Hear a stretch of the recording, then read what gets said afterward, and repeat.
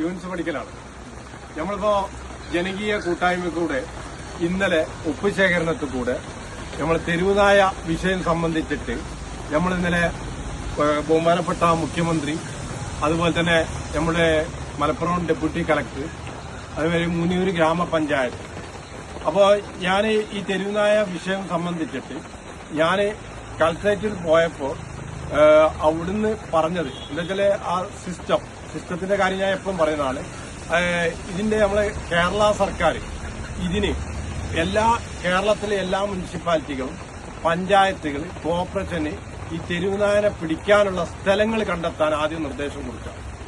അപ്പൊ നമ്മള് പഞ്ചായത്തിൽ സാധാരണക്കാരൻ പോയിക്കുകയാണെങ്കിൽ അവര് പറയുന്നത് ഞങ്ങൾ എന്താ ചെയ്യണമെന്നാ ചോദിക്കണം. ഇപ്പോ ഞാൻ ഇന്നലെ പോയതാണ്, ഇന്നലെ മുഖ്യമന്ത്രിക്ക് അയച്ചതാണ്.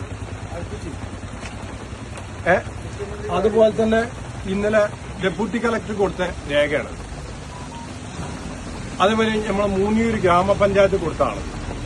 ഇതിലൊക്കെ ഒപ്പ് ശേഖരണമാണ്. ഇത് ജനങ്ങൾ എന്താ വെച്ചാല് നമ്മുടെ കുട്ടികളൊക്കെ സ്കൂളിലേക്കും മദ്രസിലേക്കും അതേമാതിരി തന്നെ പള്ളിയിലേക്കും പല സ്ഥലത്തിലും നമ്മളെല്ലാവരും യാത്ര ചെയ്യണമാണ്. ഇറങ്ങി പോകുമ്പോൾ ഈ തെരുവുനായകൾ ജനങ്ങളെ ആക്രമിക്കണമുണ്ട്. അതുകൊണ്ട് നമ്മളെ കുട്ടികൾ തിരിച്ചു വരുന്നുള്ള ഒരു ഉറപ്പും നമുക്കില്ല. അതുകൊണ്ട് നമ്മുടെ ബഹുമാനപ്പെട്ട മുഖ്യമന്ത്രി വി ഡി സതീശൻ സാറിനോട് ഒരു അപേക്ഷയാണ്. കേരളത്തിലെ എല്ലാ മുനിസിപ്പാലിറ്റി, കോർപ്പറേഷന്, പഞ്ചായത്തുകൾക്ക് നിങ്ങൾ ഇതിന് അധികാരങ്ങൾ കൊടുക്കുക.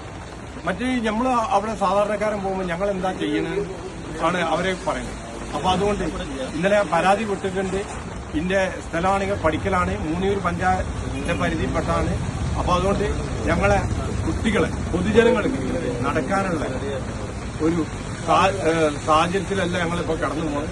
അതുകൊണ്ട് ഇതിന് ദയവ് ചെയ്ത് എന്തെങ്കിലും ഒരു നടപടി സ്വീകരിക്കണമെന്ന് ബഹുമാനപ്പെട്ട മുഖ്യമന്ത്രിയോട് താഴ്മയോടെ അപേക്ഷിക്കുന്നു.